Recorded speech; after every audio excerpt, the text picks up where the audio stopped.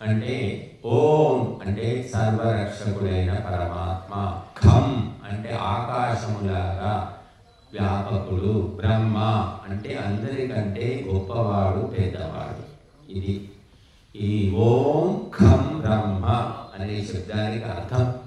ఈ ఒక్క శబ్దాన్ని మనం అర్థం చేసుకుంటే ఈ ఎన్నో మూఢ విశ్వాసాలు దూరం అయిపోతాయి, ఆత్మోన్నతి కలుగుతుంది. ఎందుకు అంటే ఖం అంటే ఆకాశం. ఆకాశం అంటే స్పేస్ అంటారు ఇంగ్లీష్లో. ఆకాశం ఎక్కడుంది అంటే అంతటా ఉంది. ఆకాశం లేని ప్రదేశం లేదు, అంతటా. ఆకాశం అంటే ఖాళీ ప్రదేశం, స్పేస్ అంటారు. ఇక్కడ ఆకాశం ఉంది. ఈ గుడ్డ పైకి ఎత్తాం, ఇక్కడ ఆకాశం. కింద పెట్టాం, ఆకాశం.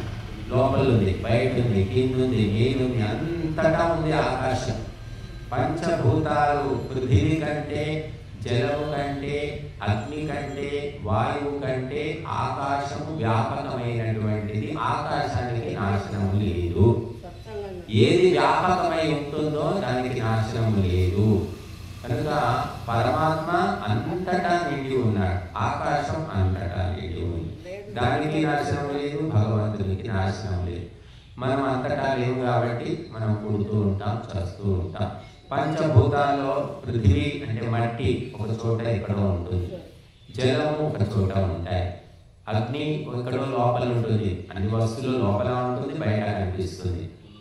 అలాగే వాయువు కూడా పరిమితమే, కానీ ఆకాశం మాత్రం వ్యాపకమైంది. భగవంతుడు వ్యాపకుడు అని తెలుసుకోవాలి. పరిమిత భావన పనికిరా. భగవంతుడు అంటే ఏదో గూట్లో ఉంటాడు, లేకపోతే గుళ్ళో ఉంటాడు, లేకపోతే ఇక్కడ ఉంటాడు, పలానా కొండ గుహలో ఉంటాడు, పలానా చెట్టు కింద ఉంటాడు. ఇట్లాంటి ఆలోచనలు చాలా మంది ఏర్పరచుకున్నారు. ఇవన్నీ పరిమితమైన భావనలు, లిమిటెడ్ థాట్స్ అంటారు. భగవంతుడిని మనము ఒక పరిమిత ఆలోచనలో బంధించలేదు. కనుక విశ్వవ్యాపకుడిగా చింతించు, ఆలోచించు అన్నారు. మనకు ఒక కోటీశ్వరుడిని మనము 10 రూపాయలకు అధిపతి అని భావిస్తే అది అవమానించినట్ట, సమ్మానించినట్టు చెప్పండి. కోట్లు ఉన్నాయి, అంబానీ దగ్గర 1000 కోట్లు ఉన్నాయి. ఆయన 10 రూపాయలే ఆయన దగ్గర ఉన్నవి అంటే ఏమన్నట్టు? అవమానించి. కనుక భగవంతుడు అంతటా ఉన్నాడు. ఉన్న పరమాత్మ నువ్వేం చేస్తున్నావు? గూట్లోనే ఉన్నాడు, ఈ చెట్టు కిందనే ఉన్నాడు, ఆ గుహలో ఉన్నాడు, ఆ గుట్ట మీద ఉన్నాడు అని అక్కడికి పరిమితం చేస్తున్నావు కదా. కాబట్టి ఆ పరిమిత భావన నుంచి బయటికి పడి అపరిమితమైన భావనను పెంపొందించుకోవాలి. అందుకే ప్రహ్లాదుడు చెప్తాడు, ఇందుగలడందులేడని సందేహము వలదు చక్రి సర్వోపగతుండు ఎందెందు వెదగి చూచిన అందందే కలడు దానవాగ్రణి వింటే అన్నాడు. కాబట్టి అంతటా నిండి ఉన్నాడు, సమంగా, ఎక్కువ తక్కువలతో కాదట, సమానంగా వ్యాపించి ఉన్నాడు భగవంతుడు. కాబట్టి పరమాత్మ యొక్క సర్వవ్యాపకత్వాన్ని ఈ వాక్యం తెలియజేస్తుంది. అందుకే ఓం ఖం బ్రహ్మ, ఆకాశం వలె సర్వవ్యాపకమైనటువంటి ఏ పరమాత్మ అని తలుచుకోవడం. ఇక్కడ లేడని కాదు, ఇక్కడనే ఉన్నాడు.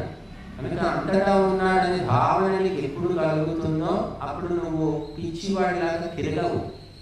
చాలా మంది తిరుగుతూ ఉంటారు. అన్ని మతాల్లో ఈ తిరుగుడు రోగం ఉంది. క్రైస్తవులు తిరుగుతూనే ఉంటారు, జెరూసలేం అంటారు, ఎక్కడో తిరుగుతూ ఉంటారు.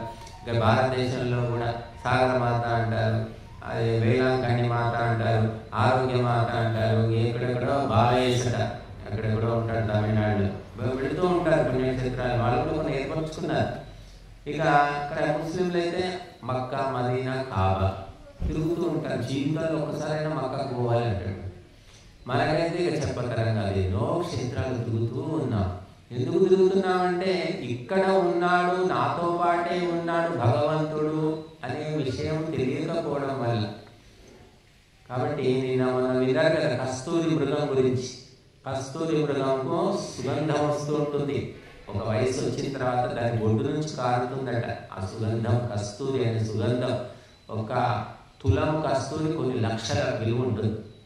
ఆ సుగంధం దానికి తెలియదు పాపం, సుగంధం ఎక్కడి నుంచో వస్తుందని అది అదంతా తిరుగుతూ ఉంటుందట. కానీ దాని బొట్టు నుంచే వస్తుంది. కానీ దానికి తెలియదు, అది మృగం, దాని నోరు లేదు, తెలియలేదు. కానీ మన మనుషులం కాబట్టి శాస్త్రాలు మనకు చెప్తున్నాయి, భగవంతుడు ఇక్కడే ఉన్నాడు, నీ మనసులోనే ఉన్నాడు, ఇక్కడ అక్కడ తిరగకు, తిరిగి తిరిగి కాళ్ళ నొప్పులు వస్తాయి, చెప్పులు కూడా ఎక్కడో అక్కడ జారిపోతాయి, చెప్పులు అరిగిపోతాయి, నీ డబ్బులు కోల్పోతావు, రకరకాలైనటువంటి ఇబ్బందులు పడతావు, కూర్చున్న దగ్గరే భగవంతుడిని చింతన చేసుకో అని చెప్తున్నాయి శాస్త్రం. కనుక అది శాస్త్రాలు చదివిన వాళ్ళకి తెలుసు. చదివిన వాళ్ళు ఏం చేస్తారు, తిరుగుతూ ఉంటారు. తిరగొద్దు అని కాదు, మనం చూడాలి, కొండలు చూడాలి, గుట్టలు చూడాలి, నదులు చూడాలి, లోయలు చూడాలి, పర్వతాలు చూడాలి, అరణ్యాలు చూడాలి, అన్నీ చూడాలి. ఆ చూడడం దేనికోసం, ప్రకృతి సౌందర్యాన్ని గమనించడానికి, చిత్ర విచిత్రమైనటువంటి ఆచార వ్యవహారాలు సంస్కృతులు తెలుసుకోవడానికి చూడడం వేరు. కానీ భగవంతుడు ఉంటాడు ఇక్కడే, ఇక్కడ లేకపోతే భగవంతుడు ఉండడు అని అనుకోవడం మాత్రం తప్పన్నమాట. భావనే తప్పు. కనుక 1000 కోట్లకు అధిపతిని 10 రూపాయలకు ఆయన దగ్గర ఉన్నాయి అంటే 10 రూపాయలు అంటే చాలా నీచమే. మోదీ గారు ఉన్నారు, మొత్తం భారతదేశానికి ఆయన ప్రధాన, ఆయన భారతదేశానికి కాదయ్యా, ఒక అంకపూర్కి ప్రధానమంత్రి అంటే ఏమంటారు మీరంతా, పిచ్చి పట్టిందా నీకు అంటారు. ఇంకా ఎక్కువ తక్కువ మాట్లాడాను అనుకోండి, అది బాగా ఎక్కువ అదే ప్రచారం చేస్తే ఎట్లా అవమానిస్తున్నాడని చెప్పేసి నాకు ఊరుతారు. అలాగే భగవంతుడు మొత్తం బ్రహ్మాండానికి అధిపతి. నువ్వు గూటిలో పెట్టుకొని, లేకపోతే చెట్టు త్వరలో పెట్టుకొని, గుహలో పెట్టుకొని, ఏదో ఒక చిన్న రూపాన్ని కల్పించుకొని ఇంతే భగవంతుడు అంటే భగవంతుడిని అవమానించినట్టే అని చెప్పారు. అంటే భగవంతుడు బ్రహ్మాండం అంటే ఏమిటి, ఈ భూమి ఒకటి మనకు తెలుసు. ఈ భూమి మీద 7 ఖండాలు ఉన్నాయి, ఆసియా, ఆఫ్రికా, ఐరోపా, ఆస్ట్రేలియా, ఆర్కిటికా, అంటార్కిటికా, ఇవన్నీ యూరప్, ఇవన్నీ ఖండాలు ఉన్నాయి, ఇంత మనకు తెలుసు. కానీ ఇంతకు మించి సూర్యుడు, గ్రహాలు, ఉపగ్రహాలు, నక్షత్రాలు, పాలపుంతలు, అంతు తెలియదు. ఈ ప్రపంచం, ఈ ప్రకృతి ఎంత విస్తారమైంది ఎవరికి తెలియదు. ఇక ప్రకృతి అంతే ఎవరు తెలుసుకోలేకపోయారు, ఇక భగవంతుడి అంతు ఏం తెలుస్తుంది. అందుకే పురుష సూక్తం ఏం చెబుతోంది, పాదోస్య విశ్వభూతాని అంటుంది. ఈ మొత్తము బ్రహ్మాండం అంతా భగవంతునిలో ఒక పాదము, ఒక పార్ట్ మాత్రమేనట. మిగిలిన 3 పార్ట్స్ భగవంతుడే వ్యాపించి ఉన్నాడు. 3 భగవంతుడి వ్యాపకత్వం ఉంది, ఒక్కింతలోనే ఈ ప్రకృతి ఉంది అని చెప్పారు. అంతా సర్వవ్యాపకుడు పరమాత్మ. కాబట్టి విశాలమైన, ఉన్నతమైన, శ్రేష్టమైన ఆలోచనలు చేయాలి భగవంతుని విషయం. భగవంతునికి ఆకలిస్తుంది, భగవంతునికి పెళ్లి చేసుకుంటాడు, భగవంతుడికి పిల్లలు పుడతారు, భగవంతుడు ఇంకేదో చాలా మంది ఇలాగే మనుషులాగా ఆలోచిస్తారు. మనిషికి పెళ్లి చేసుకుంటాడు, పిల్లలు పుడతారు, మళ్ళీ పిల్లలు పుడతారు, మన వాళ్ళు పుడతారు. భగవంతుడికి కూడా అట్లా పెళ్లిలు అవుతుంటాయి? చెప్పండి భూదేవమ్మ, చెప్పు. ఇప్పుడు పెళ్లిళ్ళు అవుతుంటాయి నాకు? ఒక పెళ్లి చేసుకునే నాన్న అవసరం పడుతున్నారు. ఈ ఒక పెళ్లి ఎందుకు చేసుకున్నా, నా కర్మకాలు చేసుకున్నా అనుకుంటారు. 10 ఏళ్ళకు 15 ఏళ్ళకు ఏదో మా నాయనమ్మ వెంటబడి నా ప్రాణం తీసింది, లేకపోతే పెళ్లి చేసుకోకపోదును అని అనుకుంటారు. అటువంటి భగవంతుడు ఎందుకు చేసుకొని ఈ లంపటంలో ఎందుకు పడతాడు భగవంతుడు? భగవంతుడు సర్వవ్యాపకుడు. సరే, ఆయన మనలాగా ఒక ఏకదేశీయుడు కాడు. భగవంతుడికి ఒక శరీరం లేదు. శరీరం ఉంటేనేమో ఆకలి, దప్పిక, మానము, అవమానము, చావు, పుట్టుక, భార్య అందరూ ఉంటారు శరీరం ఉంటే. భగవంతుడికి శరీరమే లేదు, అంతటా నిండి ఉన్నాడు. ఒక్క అణువు కూడా భగవంతుడు లేకుండా లేదు అని చెప్తున్నాయి శాస్త్రాలు. అంటే ఈ సత్యము ఎప్పుడైతే అర్థమవుతుందో మనస్సు చంచలత్వం పోతుంది, స్థిరమైపోతుంది. తిరగమన్నా కూడా తిరగదు. తల్లి ఎవరో తండ్రి ఎవరో తిరిగిన వ్యక్తి ఏమో చూస్తుంటాడు, ఎక్కడుందో నా తల్లి, ఎక్కడుందో, ఎవరు చూస్తే మా అమ్మ ఎక్కడుందో, మా అమ్మని చూడలేదు నేను బాధపడుతుంది. తల్లి తెలిసిన వ్యక్తి నిమ్మలంగా ఉంటాడు, వాడికి ఎందుకు బాధపడతాడు, ఎందుకు తిరుగుతాడు. అలాగా భగవంతుడనే తత్వము ఎప్పుడు నీవు తెలుసుకుంటావో నీ మనసు స్థిరమైపోతుంది, చంచలత్వం పోతుంది, తిరుగుళ్ళు మానేస్తావు. ఎందుకంటే నీ లోపలే నీవు ఆనందిస్తూ ఉంటావు. అంతర్యామిని, అంతరాత్మలో ఆయన ఆనందిస్తూ ఉంటారు. అందుకే మహర్షులు అరణ్యం లోపల పొగుడు చేసుకొని తపస్సు చేసుకుంటూ హాయిగా ఉండేవాడు. అందుకే ఉపనిషత్తులన్నీ మనకు శాస్త్రాలు చదవకపోవడం వల్ల ఎంతో నష్టపోతున్నారు. భగవంతుని పేరు మీద బిజినెస్ జరుగుతుంది. పెద్ద బిజినెస్. ఆ బిజినెస్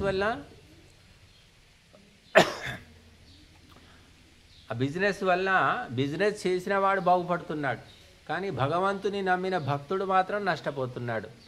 కాబట్టి మనము భగవంత్ తత్వాన్ని తెలుసుకోవాలి. మహర్షులు ఉపదేశించినటువంటివి తెలుసుకోకపోవడం వల్ల మనశ్శాంతి లేక ఎంతోమంది అలమటిస్తూ ఉన్నారు. అందుకే ఉపనిషత్తులో ఒక చిన్న శ్లోకంలో చెప్పారు, తిలేషు తైలం దధినీవ సర్పిః ఆపః స్రోతస్సు అరణీషు చాగ్నిః ఏవమాత్మా ఆత్మని గృహ్యతే సౌ సత్యేనైనం తపసా యోను పశ్యతి. ఇది కఠోపనిషత్తులో ఉంది. ఏం చెప్తుంది ఇది? తిలేషు తైలం, నువ్వుల్లో నూనె ఉంటుంది, కానీ నూనె కనబడుతుందా? కనబడదు. మరి ఎలా నూనె ఎలా వస్తుంది అంటే, నూనెను తీసుకొచ్చి గానుగాడిస్తే అప్పుడు బయటికి వస్తుంది. గానుగాడించడం అంటే దానికోసం శ్రమించాలి, తపస్సు చేయాలి, సమయం పడుతుంది, ఎంతో శక్తిని కేంద్రీకరించవలసి ఉంటుంది, ఎంతో బలంగా పనిచేస్తే కానీ ఆ నువ్వుల్లో నూనె బయటికి రాదు. అలాగా నువ్వులలో నూనె దాక్కొని ఉన్నట్టుగా భగవంతుడు కనబడకుండా ఉన్నాడు అని చెప్తుంది. తిలేషు తైలం దధినీవ సర్పిః, ఆ పెరుగు లోపల వెన్న ఎలా ఇమిడి ఉంటుందో అలాగా భగవంతుడు ఈ బ్రహ్మాండం లోపల ఇమిడి ఉన్నాడు, అణువణువులో ఉన్నాడు. ఆ పెరుగును చిలికితే అప్పుడు వెన్న బయటికి వస్తుంది, లేకపోతే కనిపించదు. అలాగా మీరు కూడా అంతరాత్మలో ఆ పరమాత్మను గమనించండి, తపస్సు చేయండి, జపము చేయండి, ధ్యానము చేయండి, లోపల వెతుక్కోండి, లోపల గమనించండి అని శ్లోకం చెప్తుంది మనకు. ఆపః స్రోతస్సు, నది లోపల నీళ్లున్నట్టుగా భగవంతుడు ఉన్నాడు. నది వేరు నీరు వేరు కాదు. నీరు లేకపోతే నది ఎక్కడుంది? అలాగా కాబట్టి అలా ఓతప్రోతమై ఉన్నాడట భగవంతుడు. ఆపా స్రోతస్ అరణీషు చాగ్నిః, కట్టెల లోపల నిప్పులాగా ఉన్నాడు. కట్టెలు చూస్తే కట్టెలు నిప్పుల్లో వేస్తే కాలిపోతాయి, కానీ నిప్పు ఎక్కడుంది అంటే కట్టెలోనే ఉంది. పూర్వము మనమంటే ఇప్పుడు అగ్గిపెట్టె ఉంది, లైటర్లు వచ్చాయి. పూర్వం ఏమిటి? 2 కర్రలు. ఏ కర్రలు అంటే జమ్మి కర్రలే. జమ్మి కర్రలు అడ్డంగా ఒకటి నిలువుగా ఒకటి పెట్టేసి చల్ల చిలికినట్లు చిలికేవాడు. చిలికితే ఆ దూది పెడితే ఆ దూది అంటుకునేది, ఆ కర్రల్లోంచి నిప్పు వచ్చేది, దాంతో అగ్నిహోత్రం వెలిగించుకునేవాళ్ళు. మరి అలాగా కర్ర లోపల నిప్పున్నది, మరి అది ఎలా ఉంది? కనబడదు. దాన్ని మధిస్తారు, మంథనం అంటారు. మథనం చేస్తే కానీ ఆ నిప్పు బయటికి రాదు. అలాగా నీ హృదయములో కూడా భగవంతుడు ఉన్నాడు, కానీ నువ్వు మథనం చేయడం లేదు, తిరుగుతున్నావు. అంతర్ముఖం కావాలి, అంతర్మథనం చేయాలి. కనుక భగవంతుడు ఈ రకంగా కనబడకంగా ఎందుకున్నాడు అంటే, మనం పని చేయాలి, మరి శ్రమ చేయాలి. తపస్సు చేయకుంటే దొరకడు. అన్నీ తెరగా దొరుకుతున్నాయి, మనం కష్టపడకుండా ఏది దొరకడం లేదండి. ఒక 3 ముద్దలు అన్నం తినాలన్నా కూడా మరి తెచ్చుకోవాలి, వండాలి, ఎన్నో పనులుంటాయి. ఏది కష్టం లేకుండా దొరకడం లేదు. కానీ భగవంతుడు అనేది మాత్రం కష్టపడకుండా దొరకాలి, టికెట్ తీసుకుంటే దొరకాలి. ఇలా ఆలోచిస్తున్నారు హిందువులే, ఇంకెవరు ఆలోచించట్లే. కాబట్టి భగవంతుడు టికెట్తో దొరకడు, డబ్బుతో దొరకడు, సిఫారసుతో కూడా దొరకడు. ఎమ్మెల్యే లెటర్ ఇచ్చాడు, ఎమ్మెల్యే లెటర్ తీసుకెళ్తే తొందరగా దర్శనం అయిపోతుంది, ఎమ్మెల్యే గారి దగ్గరికి పోదాం, ఇట్లా దొరుకుతాడా భగవంతుడు? చెప్పండి. కాబట్టి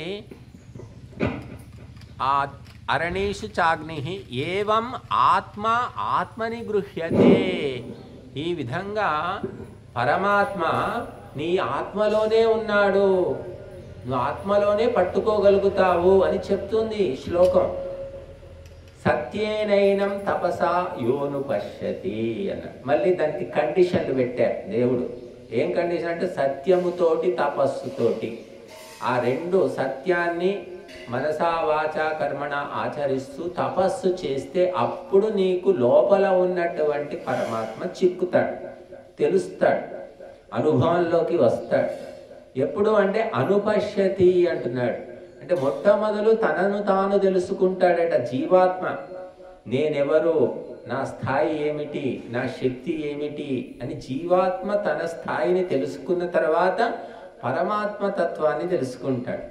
నువ్వేమిటి, నీకు నువ్వు నీలుగుతున్నావు, గొప్పగా భావించుకుంటున్నావు, నీకు ఎంత శక్తి ఉంది, నువ్వేం చేయగలుగుతావు, చేస్తున్నదంతా నువ్వు చేస్తున్నదేనా, నీకంత శక్తి ఉందా, నీ పరిమితి ఏమిటి, నీ ఇంద్రియాలు ఎలా ఉన్నాయి, నీ శరీరానికి ఎంత శక్తి ఉంది, ఇది ఎప్పుడైతే మనం తెలుసుకుంటామో నోరు మూసుకుంటాం. ఏముంది అంతా, నేనేమి లేదండి, నాతోటి ఏమి కాదంతా భగవంతుడే చేయిస్తున్నాడండి, నేనేమీ లేదంటాడు.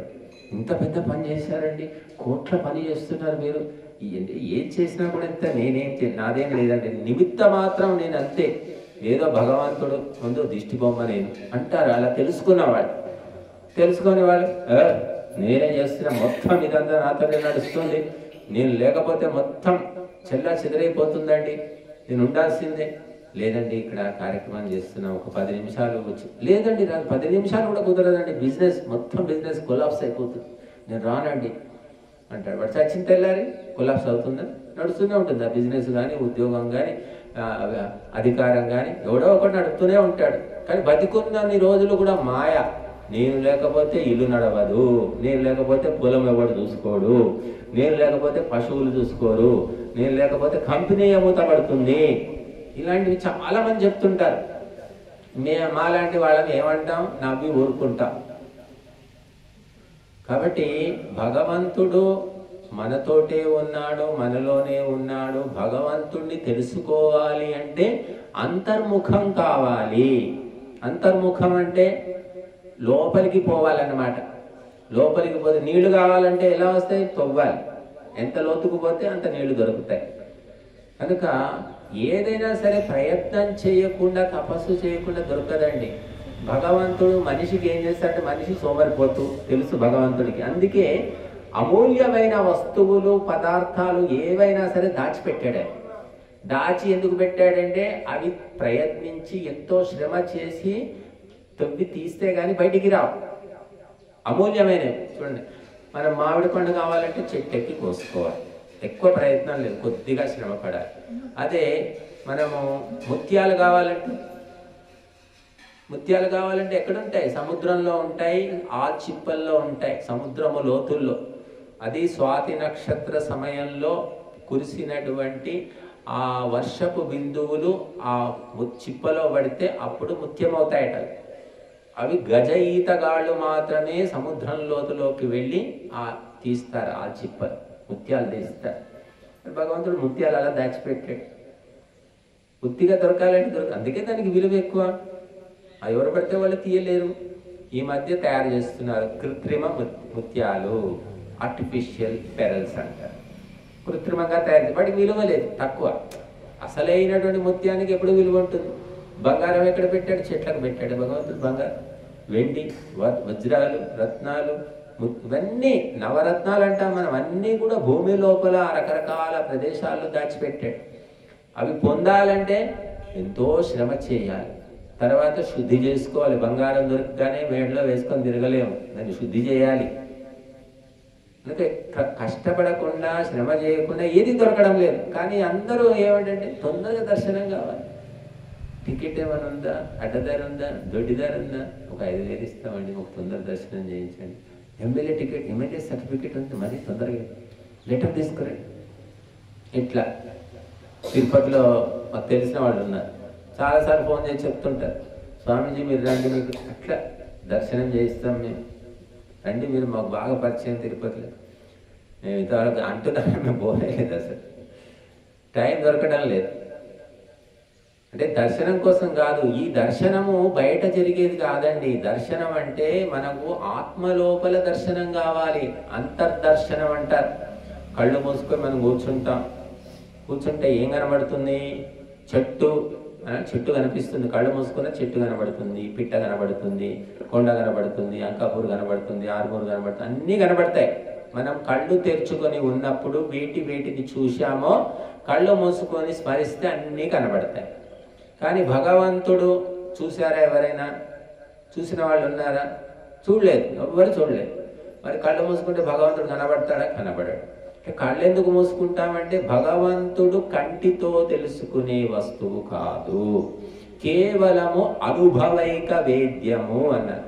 అనుభవంతో, ఫీలింగ్తో తెలుసుకోవాలట. భావన భగవంతుడు మన మనస్సు లోపల ఫీలింగ్, ప్రేమ ఫీలింగ్, ద్వేషము ఫీలింగ్, స్నేహము ఫీలింగ్, కామము ఫీలింగ్, అసూయ ఫీలింగ్, ఇవి కనబడతాయి. చూశారు ఎవరైనా వీటిని? అసూయాపరులు అంటారు, జెలసీ పర్సన్స్. ఎవరైనా చూశారు అసూయని? ఎవరు చూడలేదు. అసూయ ఉన్న మనుషులను చూశారు. ఆ మనిషిలో అసూయ ఉందని తెలుసు, కానీ అది ఏ రకంగా ఉందో ఎవరికి తెలియదు. అలాగా భగవంతుడు ఒక భావన, మనసులో ఒక అనుభవం అన్నమాట. అనుభవైక వేద్యుడు అన్నారు. ఒక తల్లి బిడ్డను కంటుంది. ఆ బిడ్డకు ఆ తల్లికి ఉన్న బంధము, అనుబంధము అనేది ఎవరికి అర్థమవుతుంది అంటే తల్లికి తెలుస్తుంది. ఆ బిడ్డకు కూడా తెలియకపోవచ్చు, ఎందుకంటే కన్నది తల్లి కాబట్టి తల్లికి తెలుస్తుంది. కనుక అనుభవంతో తెలుస్తుంది. అది కొన్ని చేస్తేనే తెలుస్తాయి. కనుక మన మహర్షులు ఏం చెప్పారంటే భగవంతుడు అంటే ఇది అది అని చెప్పడానికి కుదరదు. ఇది కేవలము తపస్సు చేసి మనస్సును శుద్ధి చేసుకున్నప్పుడు శుద్ధమైన మనస్సు లోపల ఆ పరమాత్మ అనుభూతి కలుగుతుంది అని చెప్పారు. అద్దం ఉంది, బంగారు అద్దం, వజ్రాలు పొదిగిన అద్దం. అద్దంలో నీ మొహం చూసుకోవాలనుకుంటే ఏం చేయాలి? అద్దానికి దుమ్ము ఉండకూడదు, చెత్త మట్టి ఉండకూడదు, శుద్ధంగా వెలుగుతూ ఉండాలి. అప్పుడే మన మొహం కనబడుతుంది. అందరు ఆ అద్దానికి దుమ్ము పడితే ఎలా బంగారు అద్దమైనా మన మొహం కనిపించే దయ్యంలా కనబడతాం. కాబట్టి ఆ అద్దాన్ని శుద్ధి చేయాలి. శుభ్రం చేసుకుంటే అప్పుడు మన ముఖం ఉన్నట్టుగా కనబడుతుంది. అలాగా మన మనస్సులో కూడా మొత్తం చెత్త పెరిగిపోయింది. కామము, క్రోధము, లోభము, మోహము, మదము, మాత్సర్యం, హింస, ద్వేషం. ఈ ఒక జన్మదా ఇది? ఎన్ని జన్మల మూటలో నింపుకుంటూ పోయాం. చెత్తకుండిలాగా అయిపోయింది మనస్సు. ఆ చెత్తకుండిలోంచి ఏమొస్తుంది? సుగంధం వస్తుందా? దుర్గంధం వస్తుంది. అలాగా మన మనసులోంచి కూడా దుర్గంధం వస్తుంది. అందుకే కళ్ళు మూసుకోమంటే మూసుకోలేం. చాలా మంది కళ్ళు మూసుకుని మాతోడి కాదండి, కళ్ళు మూసుకుని ఇదంతా ధ్యానాలు గీనాలు మాతోడి కాదండి అంటారు. ఎందుకంటే కళ్ళు మూసుకుంటే లోపల ఉన్న మనసులో ఉన్న మలినాలన్నీ కనబడతాయి. మనస్సు ఊరుకోదన్నమాట. తెరచు, కళ్ళు తెరచు అని గట్టిగా కేకలేస్తుంది. కాబట్టి మనస్సు శుద్ధి చేసుకున్నప్పుడు హాయిగా కూర్చుంటాం. సరే, మన కళ్ళు మూసుకోవడం పక్కన పెట్టండి. కనీసం యజ్ఞంలో కూడా కూర్చోలేరు చాలామంది. ఇప్పుడు అయిపోతుంది స్వామిజీ, ఒక అరగంటలో అయిపోతుందా, 15 నిమిషాలు అయిపోతుంది అట్లా అడుగుతారు కొంతమంది. సినిమా ఎప్పుడైపోతుందని ఎవడు అడగడు. 3 గంటలు కానీ 4 గంటలైనా కూర్చొని సినిమా చూస్తారు. సీరియల్ అయితే జీడిపాకం సీరియల్ రోజు గంట సేపు వాడు 40 నిమిషాలు సీరియల్ చూపిస్తాడు. 40 నిమిషాలు 40 నిమిషాలే పెట్టిండే సీరియల్. ఇంకొక 15 నిమిషాలు పెడితే ఏం పోయింది మనకి? ఎంత మంచి సీరియల్, ఎంత బాగుంది అసలు. ఇంకొక 15 నిమిషాలు అది పెడితే బాగుండే అనుకుంటారు అందరూ. కానీ యజ్ఞము ఇంకో అర్ధగంట చేస్తే బాగుండని ఎవరు అనుకోరు. ధ్యానం ఇంకో గంట చేస్తే బాగుండని ఎవరు అనుకోరు. ఉపన్యాసాలు ఏం ఉపన్యాసాలు పాడైనాయి, ఊరికే ఉపన్యాసాలు తొందరగా ముగిస్తే బాగుండు అనుకుంటారు. ఎందుకంటే ఇవన్నీ సూక్ష్మమైన విషయాలు.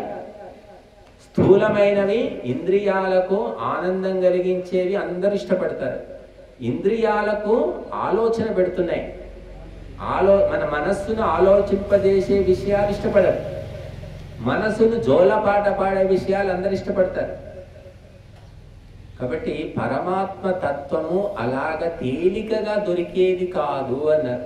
ఒక బిడ్డను కనాలంటే ఒక తల్లికి 10 నెలలు మోసి నానా బాధలు పడాలి. ఒక్కోసారి చచ్చిపోతుంది కనే సమయంలో.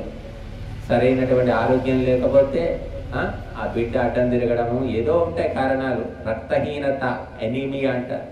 రక్తహీనత ఉంటేనో ఇంకేదో రోగాలు ఉంటే, బీపీ షుగర్ ఉంటే కూడా కాంతి కష్టమైంది. ఒక బిడ్డను కనడానికి ఎంత తపస్సు చేయాలి, మామూలు విషయం కాదు. ఏదో కన్నింది తల్లి. ఆడవాళ్ళ జీవితాలంటే ఏదో కంటారు వీళ్ళు, 10 మందిని కంటారు, వీళ్ళకేం పని. కానీ ఒక కనడం అంటే గొప్ప తపస్సు అది. అలాగా పరమాత్మను పొందడం అనేది గొప్ప తపస్సు, అంత తేలిక కాదు. మన జీవితంలో 1 తులం బంగారం దొరికితే ఎంత? ఇప్పుడు 1,14,000 18,000 లక్ష. చూడండి, తులం బంగారం, కిలో బంగారం ఎంత? 50 లక్షల, 60 లక్షలు, ₹1,00,00,000. 1 తులం, 1 కిలో బంగారం దొరికితే హాయిగా జీవించు జీవితం అంతా. అట్లా ఒక్క భగవంతుని గురించి ఒక్క అణువంత జ్ఞానం దొరికిన, భగవంతుని యొక్క అనుభూతి ఆనందం ఒక్క బిందువు దొరికిన ఎంతో సుఖంగా బతకొచ్చాడు. సముద్రమంతా భగవంతుని ఆనందం మనం పొందలేకపోయినా కనీసం అందులో ఒక బిందువు అంత ఆనందం దొరికినా కూడా ఆ వ్యక్తి జీవితంలో ఎప్పుడూ ఆనందంగా, ఉల్లాసంగా, సంతోషంగా ఉండగలుగుతాడు. ఎన్ని కష్టాలు, బాధలు, పీడలు ఏమన్నా సరే అవేవి అతన్ని ఏమి చేయలేదు. భగవంతుని ఆనందము పొందిన వ్యక్తి ఒక్క బిందువు, ఎక్కువ కాదు మళ్ళీ. కాబట్టి అటువంటి ఆనందం దొరకాలంటే ఎన్నో జన్మలు తపస్సు చేసి తిప్పలు పడితే ఒక్క బిందువు, ఒక తులం బంగారం దొరికినట్టు దొరుకుతుంది అన్నమాట. ఎన్నో జన్మలు గడిస్తే బహూనాం జన్మనామంతే జ్ఞానవాన్ మాం ప్రపద్యతే అని ఎన్నో జన్మలు సాధన చేయగా లాస్ట్కు జ్ఞానవంతునికే ఆ భగవంతుడు దొరుకుతాడు అంట. అందుకే నేతి నేతి త్యాగాత్ వివేక సిద్ధి అని. నేతి ఇది కాదు ఇది కాదు. ఏది భగవంతుడు? ఈ బంగారమా, ఈ వెండ, ఈ వజ్రాల, ఈ కిరీటాల, లేకపోతే ఈ అధికారమా, ఈ భవనాల? ఏది భగవంతుడు అంటే ఇవన్నీ కాదు, ఇవన్నీ భగవంతుడు కాదు అని ఎప్పుడైతే అన్నిటి పట్ల ఆసక్తి వదిలిపెట్టి విరక్తిని పెంచుకుంటావో అప్పుడు నీకు పరమాత్మ దొరుకుతాడు. ప్రధానమంత్రి కావాలంటే నువ్వు సర్పంచ్ సీటే వదిలిపెట్టడం లేదు. సర్పంచ్ సీట్ కావాలంటున్నావు, ఇంకా ప్రధానమంత్రి ఎట్లా వస్తుంది? అది వదులుకొని ప్రయత్నం చేసే కదా ప్రధానమంత్రి దాకా పోయేది. సర్పంచ్ వదలవు, ఎమ్మెల్యే వదలవు, ఎంపీ వదలవు, అన్నీ వదులుకుంటే చివరికి ప్రధానమంత్రి అవుతారు. చిన్న పదవులు వదులుకోవాలి కదా పెద్దది పొందాలంటే. మరి భగవంతుడు అనేటటువంటి బ్రహ్మతత్వం అన్నిటికంటే గొప్పదాన్ని పొందాలంటే చిల్లరని వదిలిపెట్టాలి. చిల్లరంతా జమ చేసుకున్న తర్వాత 1000 రూపాయల నోట్లు, 2000 నోట్లు ఎక్కడ దాచిపెట్టుకుంటావు? నీ సంచి నిండా చిల్లర జమ చేసుకున్నావు. ఆ చిల్లర పారేస్తే నోట్ల కట్టలు పడతాయి, అందులో చిల్లర మాత్రం పారేది. అలాగా అందుకోసమే మహర్షులు చిల్లర విషయాలను వదిలిపెట్టండి. కీర్తి, కాంత, కనకం ఇవన్నీ చిల్లర అని చెప్పేవారు. ఇప్పుడు ఆ చిల్లరనే ఎదుర్కొంటున్నాం, మనం దాచిపెట్టుకుంటున్నాం. కడిపే కైలాసం ఇల్లే వేసుకుంటాం, ఇంతకు మించి లేదు అని అనుకుంటూ ఉన్నారు. కనుక మహర్షులు ఇంతకు మించింది, కనబడే ప్రపంచానికంటే మించినటువంటి పరమాత్మ తత్వం ఉందని బోలెడు పుస్తకాలు రాసి పెట్టారు. ఉపదేశాలు, ఆ ఉపదేశాలు చదివేవాళ్ళు లేరు, చెబితే వినేవాళ్ళు లేకపోవడం వల్ల ఇదే లోకము శాశ్వతము, ఇదే మనుషులు శాశ్వతము, ఈ డబ్బు, అధికారము ఇవి ఎప్పటికీ ఉంటాయి, ఇవే ప్రపంచాన్ని శాసిస్తున్నాయి అనుకుంటున్నారు. ఇంతకు మించినటువంటి శాసకుడు పరమాత్మ ఒకడు ఉన్నాడు అని ఎవరు తెలుసుకోవడం లేదు. అందుకే సత్సంగం లేకపోవడం వల్ల మనిషి రాక్షసుడిగా, అసురుడిగా, పిశాచిగా, విచిత్రంగా మారిపోతూ ఉన్నాడు. మనిషిగా లేదు. మనుష్య రూపేణ మృగాశ్చరంతి. ఎందుకంటే మానవ జన్మ ఎత్తిన తర్వాత ఏది తెలుసుకోవాలో దాన్ని తెలుసుకోకపోవడం వల్ల అతనిలో మానవత్వం నశించిపోయింది. పేపర్లో వార్తలు చూస్తే మనకు చాలా ఆశ్చర్యం వేస్తుంది. మానవ సమాజం ఎంత భ్రష్టుపట్టింది అనిపిస్తుంది మనకు. సరస్వతి నిలయం విద్యాలయం అంటే ఆ సరస్వతి నిలయం విద్యాలయంలో హత్యలు జరుగుతున్నాయి, ఏమో రకరకాల నేరాలు, ఘోరాలు జరుగుతున్నాయి. కాబట్టి భగవతత్వం ఒక్కటి తెలుసుకోకపోవడం వల్ల మొత్తము మానవ సమాజమే పరస్పర అనుమానంతో జీవిస్తున్నారు. ఒక మనిషిని చూస్తే మరొక మనిషి భయపడుతున్నాడు, అనుమానపడుతున్నారు. వీడు ఎందుకు నన్నే చూస్తున్నాడు, వీడు ఎందుకు నా ఎవడో వస్తున్నాడు, ఏదో ఉన్నది, నన్ను నాశనం చేస్తాడా, చంపుతాడా, ఇట్లా భయపడుతున్నారు. మరి ఏ జంతువు ఇంకొక జంతువుని చూసి భయపడుతుందో లేదో నాకు తెలియదు, కానీ మనుషుల మధ్య మాత్రం భయం ఎక్కువే. అందుకే హైదరాబాద్ లాంటి నగరంలో ఏంటి, వాడు తలుపులు పెట్టుకుని ఉంటారు. ఇప్పుడు చూస్తాడు తలుపులు కొడితే ఎవరు ఎవరు ఎవరు అని అడుగుతారు వాళ్ళు. ఇంకా మనం లేకపోతే కొంతమంది ఆర్సీసీ కెమెరాలు పెట్టుకుంటారు, లేకపోతే తలుపుకు ఒక చిన్న బెచ్చం ఉంటుంది, రంధ్రం, దానికి అద్దం ఉంటుంది, అద్దంలో చూస్తాడు, మన వాళ్ళే అనుకుంటే చేస్తారు, లేకుంటే లేదు. ఇట్లా భయపడుతూ బతుకుతున్నారు. అలారం బేలులు పెట్టుకుంటున్నారు, వాచ్మెన్లను పెట్టుకుంటున్నారు, గన్నులు పెట్టుకుంటున్నారు. కేవలం మనుషుల్లోనే ఉంది వ్యవహారం. పశువుల్లో, జంతువుల్లో అట్లాగా ఒక ఒకదాన్ని చూసి ఒకటి భయపడడం అంటే ఆహారం తినే సమయంలో భయపడడం. సింహానికి ఆకలి వేసింది, అది ఏదో జింకనో కుందేలో ఏదో దానికోసం ప్రయత్నంలో ఉంటుంది, అప్పుడు మాత్రమే అవి తప్పించుకొని పోతాయి. అది ఆకలి తీరి నిమ్మలంగా కూర్చున్న తర్వాత దాని పక్కన నుంచి జింక పోతుంది. దానికి తెలుసు ఇది ఆకలి తిని కూర్చుంది, నన్ను ఏం చేయదని దానికి తెలుసు, దీనికి తెలుసు, సంతోషంగా వెళుతూ ఉంటుంది. కానీ మన దగ్గర అలా కాదు. మన ₹1,00,000 జమ చేసినా సరే మళ్ళీ ₹1,00,000 వస్తున్నాయంటే ఏ పాపం చేయడానికైనా సిద్ధం.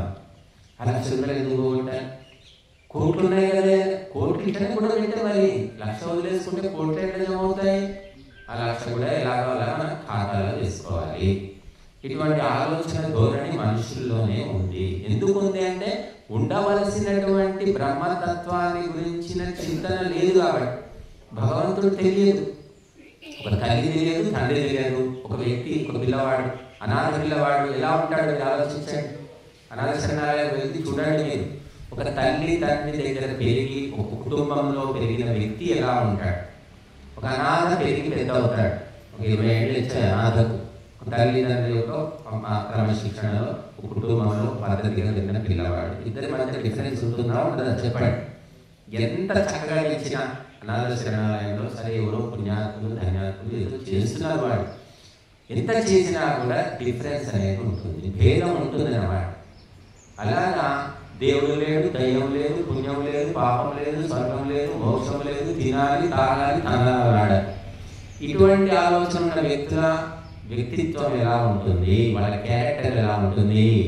భజన చేసుకోవాలి, సత్సంగం చేసుకోవాలి, ధ్యానం చేసుకోవాలి, యజ్ఞం చేసుకోవాలి, దానం చేయాలి, సేవ చేయాలి అని ఇటువంటి ఆలోచనలు ఉన్న వ్యక్తుల పద్ధతి ఎలా ఉంటుంది, వాళ్ళ క్యారెక్టర్ ఎలా ఉంటుంది ఆలోచించండి. ఇప్పుడు ఈ సమాజంలో ఎటువంటి వాళ్ళు ఉన్నారు మరి చెప్పండి? ధ్యానం చేసుకుందాం, యజ్ఞం చేసుకుందాం, సేవ చేద్దాం, పోనీ ఏదో స్వామి చెప్తున్నాడు పోయి కాస్త విందాం, ఉన్నాయి ఆలోచన చెప్పండి.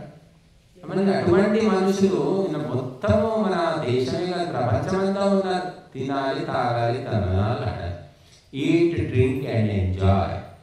ఇది ఈనాడు సిద్ధాంతం. అంటే ఇది ఎప్పటి నుంచి ఉన్నదే. వీళ్ళని చార్వాకులు అంటారట. ఎప్పటి నుంచో ఉన్నారు వీళ్ళు. రాముడి కాలంలో కూడా ఉన్నారు. రాముడి ఆస్థానంలోనే చాబాలి అనే ఒక వ్యక్తి ఉండేవాడు. ఆయన నాస్తికుడు అంటారు.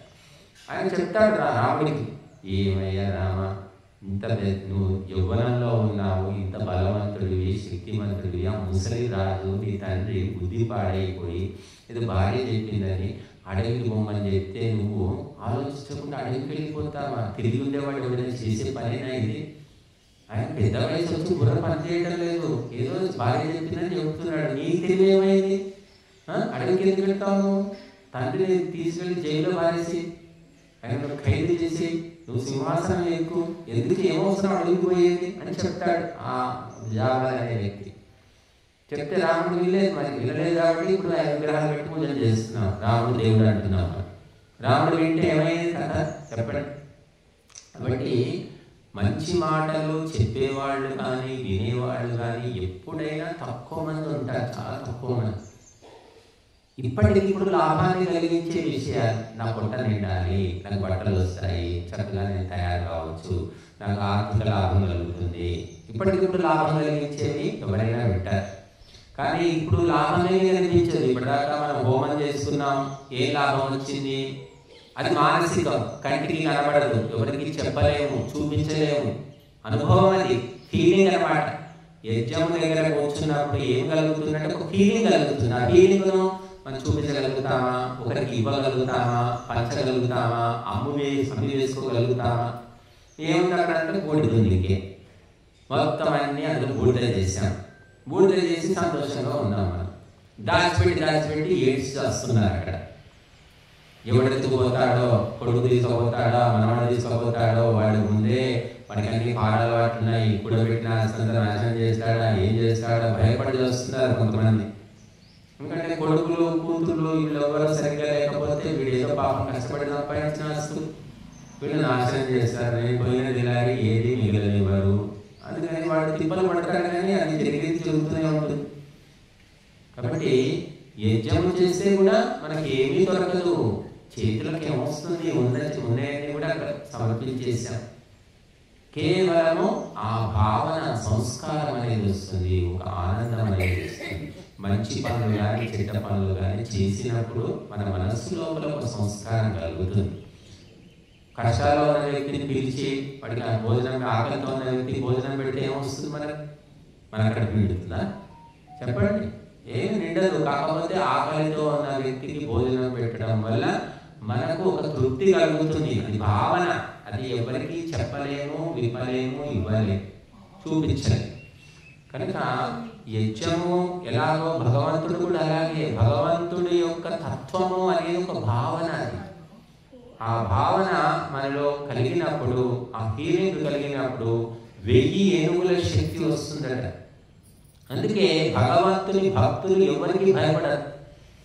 శివాజీ మహారాజు, మరి తుకారాం భక్తుడు, శివాజీ మహారాజు ఎన్నో కానుకలు పంపిస్తే నాకు వద్దు తీసుకో అన్నాడు. అదేంటి మహారాజు గారు పంపిస్తే వద్దంటామంటే నాకు అవసరం లేదు, నాకు ఉన్నదాంతో తృప్తిగా ఉన్నా, నాకు ఎందుకు ఇదంతా ఎదురొంది, తీసుకోండి అన్నాడు. అట్లా మరి భక్తులు మహారాజులను కూడా వాళ్ళు పట్టించుకోరన్నమాట. భగవంతుని యొక్క ఆనందాన్ని పొందిన వ్యక్తి ఎవరికి తల ఉంచడు, అలా అని అహంకారంతో ఉండడు, అత్యంత వినయంతో ఉంటాడు. అందుకోసమే నువ్వు మొట్టమొదటి చేయాల్సిన పని ఏమిటంటే భగవంతుని గురించి తెలుసుకో. నువ్వు ఎంత తెలుసుకుంటే నువ్వు అంత మానవుడిగా మారుతావు, దేవతగా మారుతావు. తెలియకపోవడం వల్ల రాక్షసుడు అయిపోతున్నాడు, పిశాచి అయిపోతున్నాడు. మీరు డాక్టర్ కావచ్చు, కలెక్టర్ కావచ్చు, ఇంజనీర్ కావచ్చు, ఇంకేదైనా ప్రధానమంత్రి కావచ్చు, ఎవరైనా కావచ్చు. కానీ భగవత్ తత్వము తెలుసుకున్న వ్యక్తితోటి వాళ్ళెవ్వరూ సమానము కారు అని చెప్పారు. అంటే అది తెలుసుకున్నప్పుడు ఆ శక్తి వేరు, అతని ప్రవర్తన వేరు, అతని మాట వేరు, అతని చూపు వేరు. ఇంకా మనిషి భగవంతుని తెలుసుకోవడం అనేది అత్యవసరం. అన్ని పనులు పక్కన పెట్టి అందుకోసమే భగవతత్వం తెలుసుకో. అందుకే మనం ఏం చేసేవాళ్ళంటే, మనం పూర్వం మన వాళ్ళంతా 5 ఏళ్ళు 6 ఏళ్ళు, పిల్లవాడికి 5 ఏళ్ళు 6 ఏళ్ళు రాగానే మనం ఏం చేస్తున్నామంటే అది నర్సరీలోనో ఎందులోనో పారేస్తున్నాం స్కూల్లో. కానీ పూర్వం ఏం చేసేవాళ్ళు, 6 ఏళ్ళు 7 ఏళ్ళు రాగానే గురుకులానికి ఉపనయనం చేసి పంపించేవాడు. గురుకులానికి పోయి ఏం చేయాలి అంటే, ఉపనయనం లోపల ఏం చెప్తాము, గాయత్రి మంత్రం ఉపదేశం చేస్తాం. గాయత్రి మంత్రంలో ఏముంది అంటే బ్రహ్మతత్వం ఉంది. ఆ బ్రహ్మతత్వము తెలిపే గాయత్రిని రోజు జపం చేసుకో. ఆ పిల్లవాడు ఆ వయసు నుంచి జపము చేసి చేసి 16 ఏళ్ళు 17 ఏళ్ళు వచ్చేసరికి స్థిరమైన బుద్ధి కలిగి ఉంటాడు, అత్యంత పవిత్రంగా మారిపోతాడు, భగవత్ చింతనలో మునిగిపోతాడు. రాగద్వేషాలు ఉండవు, కామక్రోధాలు ఉండవు, ద్వంద్వాలు ఉండవు. మనం ఏం చేస్తున్నాము, 3 ఏళ్ళు 2 ఏళ్ళ పిల్లలకి సీరియల్ చూపిస్తున్నాము, సినిమాలు చూపిస్తున్నాము, సెల్ ఫోన్లు ఇస్తున్నాము, భార్యాభర్తల కొట్టాటం చూస్తున్నాడు, వాడు బంధువుల యొక్క తగాదాలు చూస్తున్నాడు. ప్రపంచంలో ఉన్నటువంటి రాగద్వేషాలన్నీ చూసి చూసి 15 ఏళ్ళు వచ్చేసరికి వాడు పిల్ల రాక్షసులాగా తయారవుతున్నాడు. అంతే కదా మనం చెప్పి ట్రైనింగ్. అయితే సమాజంలో ఏముంది నేర్చుకోవడానికి? ఇక్కడ వచ్చేదన్నా కాస్త ఏదో వింటాం. మన ఊళ్ళో పోతే ఏముందమ్మా, సుల్క పుల్ల ఏముంది, పిల్లి మీద బలి పడింది, బలి మీద నలిపడింది, నలి మీద ఇంకేం పడలేదు, ఇవే ముచ్చట్లుంటాయి. బట్ చిన్న పిల్లలకు అప్పుడు చిన్న వయసులోనే బ్రహ్మతత్వాన్ని ఉపనయనం ద్వారా ఉపదేశించేది. ఆ విధంగా ఆ బ్రహ్మచారి అనేవాడు అత్యంత తేజోవంతుడిగా బుద్ధిమంతుడిగా ఉండేవారు. దేవతలంతా ఆ బ్రహ్మచారి యొక్క శరీరంలో ప్రవేశిస్తారట, అంత పవిత్రంగా ఉండేవారు. కానీ మనం కుటుంబము, సమాజము, లోకంలో తిరిగి తిరిగి వాడు 15 ఏళ్ళు వచ్చేసరికి రోగిలా తయారవుతాడు. నువ్వు చెప్పలే, ఎవరు చూసుకో అంటాడు. ఎవరిని? తల్లిని. తండ్రిని అయితే అంటాడు, కానీ చెప్పింది మాత్రం వినడు వాడు. అంత ఎదురు తిరగకపోయినా సరే అంటాడు, కానీ చేయడు వాడు. ఎందుకంటే అంతా సొసైటీ లోకంలో చూస్తాడు, అంతా కూడా చెప్పినట్టు వినకూడదు, ఎదురు తిరగాలి, అప్పుడే నిజమైన మనిషి. ఇవన్నీ సినిమా డైలాగులు ఏవో ఉంటాయని ఆ రకంగా తయారవుతారు. చదువుకునేది ఉండదు, తిరగడం కావాలి. ఇప్పటి పిల్లలకైతే మరి చిల్లర ఖర్చుల కోసం 100,000 రూపాయలు ఇస్తున్నారు. ప్యాకెట్ మనీ, 1000 రూపాయలు ప్యాకెట్ మనీ. ఎందుకంటే మా ఫ్రెండ్స్ నేను పార్టీ చేసుకుంటా, నేను పుట్టినరోజు చేసుకుంటా, ఇంకేదో చేసుకుంటా, ఇవన్నీ. ఇక వాడు ఒక్కడే కదండి, ఇవ్వండి వాడికి, ఏం చేసుకుంటాం మనము, ఒకడే కదా అంటే ఒక్కడే పోయి వాడు ఎవడే కూర్చుంటున్నాడు. ఒకప్పుడు 10 మంది ఉండేవాడు, ఏ సమస్య లేదు. ఇప్పుడు ఒకడే అంటే ఒకడే నేనే ఎప్పుడు ఒకటే భగవత్ తత్వాన్ని చిన్నతనంలోనే తెలియజేయకపోవడము. ఓం భూర్భువస్సః తత్సవితుర్వరే కనీసం 3 సార్లు, చిన్న పిల్లలు ఉంటారు 3 సార్లు జపం చేయించండి వాళ్ళతో. అన్నం తినే ముందు 3 సార్లు గాయత్రి జపం చెయ్యాలి. వాడు చేయాలంటే నువ్వు చేస్తే నువ్వు చూసి వాడు చేస్తాడు, నువ్వే చేయనప్పుడు వాడే చేస్తాడు. తల్లి సీరియల్ చూస్తూ ఉంటే కొడుకు ఏం చేస్తాడు, చిన్న బాబు తల్లిని పట్టుకునే ఉంటాడు, వాడు కూడా సీరియల్ చూస్తాడు. కాదంటే ఏమవుతుంది, వాడికి 4 ఏళ్ళు 5 ఏళ్ళు వయసు రాగానే తల్లి ఏమంటుంది, సీరియల్ ఆపేసేదా తినరా అంటుంది. లేదు నేను సీరియల్ చూస్తాను తింటే తినుకో అంటాడు వాడు. అది ఎందుకంటే ఏమైనా ట్రైనింగ్ ఇచ్చింది, చూస్తుంది కాబట్టి వాడు కూడా వెంటుండి ట్రైనింగ్ అయ్యాడు. కాబట్టి సమాజం లోపల మొత్తం కూడా రాగ ద్వేషాలు నేర్పిస్తున్నారు తప్ప మరొకటి లేదు. అందుకోసమే 5 ఏళ్ల పిల్లవాడిని తల్లిదండ్రి స్వయంగా గురుకులం పంపించేవాడు. ఎందుకంటే అక్కడ ఏముండదు, రాగం లేదు, ద్వేషం లేదు, పగ లేదు, ప్రతీకారం లేదు, మోసం లేదు, ఏమీ బ్రహ్మలోకం అది. మీరంతా వెళ్ళిపోతారు ఇక 4 రోజులు అయితే. మేము 3 ఉంటాము లేకులా ఏముంది ఇక్కడ. అదే 10 మంది ఉంటే 4 గాజులు ఉంటే చప్పుడు వస్తుంది, 1 గాజు 2 గాజులు ఉంటే పెద్ద చప్పుడు ఉండదు. కాబట్టి పూర్వం గురుకులాల లోపల పవిత్రమైన వాతావరణంలో ఉండి ఆ పిల్లలు కూడా అత్యంత పవిత్రంగా శక్తివంతంగా తయారయ్యేవాడు. ఇప్పుడేమో హాస్టల్లో వారేస్తున్నారు. హాస్టల్లో ఏముంది, ఉల్లిగడ్డ, ఎల్లిపాయ, ఆదివారం వస్తే చికెన్. అక్కడ వాళ్ళు పని వాళ్ళు ఉంటారు, కేర్ టేకర్లు అంటారు. ఆ కేర్ టేకర్లు అంతా కూడా బుద్ధి జ్ఞానం ఉండదు, అటువంటి వాళ్ళు కేర్ టేకర్గా ఉంటారు. కాబట్టి మనము హాస్టల్ వేరు, గురుకులం వేరు. గురుకుల పరంపర పోయింది. గురుకులంలోనేమో గురువులు, ఆచార్యులు, విద్యావంతులు, తపస్సులు ఉంటారు. కనుక వారి ప్రభావం వల్ల పిల్లల లోపల మార్పు వస్తుంది. దైవీ స్వభావము, సాత్విక గుణాలు వస్తాయి, దేవతగా మారుతారు. కాబట్టి మీరందరూ కూడా భగవత్ తత్వము తెలుసుకునే ప్రయత్నం చేయండి. నిన్న మొన్న చెప్పాను నేను మీకు, ఏమిటి సత్తు చిత్తు ఆనందం అని చెప్పాను. భగవంతుడు అంటే ఎవరు అనగానే దిక్కులు చూడకూడదు, సత్తు చిత్తు ఆనందం సచ్చిదానందం అని చెప్పాలి. చెప్తే అప్పుడు నీకు తెలిసినాడు. ఓం ఖం బ్రహ్మ అంటే ఏమిటి, సర్వరక్షకుడైన పరమాత్మ ఆకాశములాగా వ్యాపకుడు. ఆకాశం అంటే ఏంటి, పైన కింద లోపల ముందు వెనక అంతటా నిండి ఉంటుంది. అలాగా పరమాత్మ కూడా ఉంటాడు. ఇలాంటి ఆలోచనలు నింపుకోవాలి. అప్పుడు భగవతత్వం మీకు తెలుస్తున్నట్టు అర్థం. ఏదో ఆయారం గయారం అంటే లాభం లేదు. కాబట్టి మన జీవితంలో ఎంతో కొంత దైవతత్వాన్ని తెలుసుకుంటేనే మనశ్శాంతి కలుగుతుంది, మనస్సు లోపల ఏకాగ్రత కూడా కలుగుతుంది. మీరు ప్రాకృతిక విషయాలు ఎన్ని తెలుసుకున్నా సరే ఇంకా చంచలమైపోతుందండి మనసు. ఎన్ని ప్రకృతి విషయాలు ఉన్నాయి, అమెరికా ఉంది, ఆస్ట్రేలియా ఉంది, డబ్బు విషయాలు ఉన్నాయి, మరి పెళ్ళిళ్ళు, పేరంటాలు, వ్యవహారాలు, ముచ్చట్లు, అచ్చట్లు, చరిత్రలు ఎన్నో ఉన్నాయి.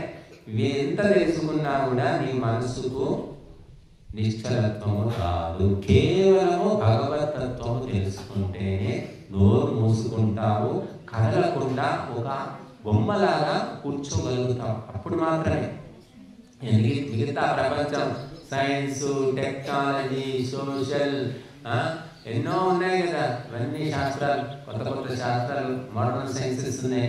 ఇవన్నీ తెలుసుకున్నా కూడా నీ మనసు కుదుట పడదు. ఈ మధ్య అంటున్నారు కంప్యూటర్ సైన్స్ అంటున్నారు.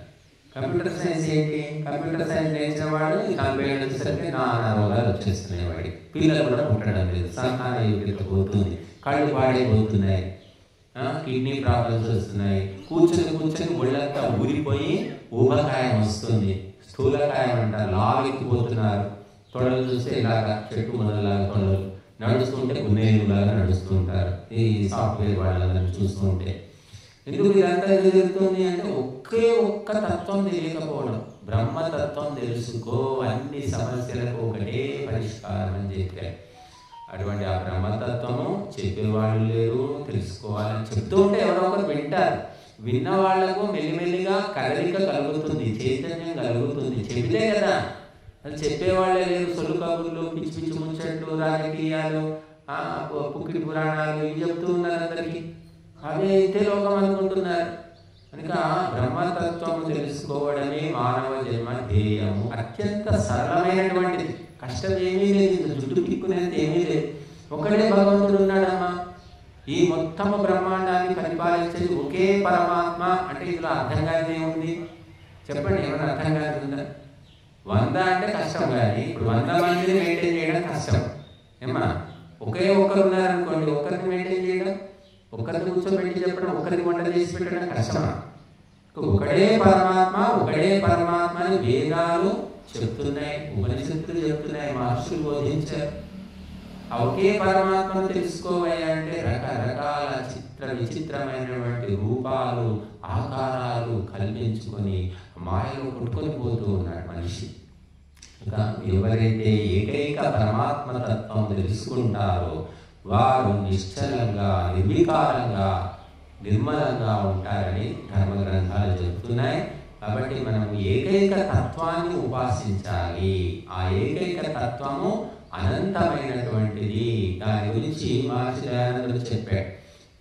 సచ్చిదానంద స్వరూపుడు, నిరాకారుడు, సర్వశక్తిమంతుడు, న్యాయకారి, దయాళువు, అజన్ముడు, అనాది, అనంతుడు, నిర్వికారుడు, సర్వాధారుడు, సర్వేశ్వరుడు, సర్వాంతర్యామి, అజరుడు, అమరుడు, అభయుడు, నిత్యుడు, పవిత్రుడు, సృష్టికర్త అన్నారు. ఒకే తత్వం. ఒక్క సూర్యుని వల్ల ఎంతో వెలుతురు వస్తుంది. కొన్ని కోట్ల దీపాలు పెట్టినా సూర్యుని వెలుతురు ముందు పనికిరా. ఒక్క పరమాత్మ శక్తి ముందు అందరూ కూడా దిగదూపే. అది ఎప్పుడు తెలుసుకుంటామో ఇక మనలో చంచలత్వం పోతుంది, నిశ్చలంగా కూర్చుంటాము, ఆ పరమాత్మను చింతన చేసుకుంటాం.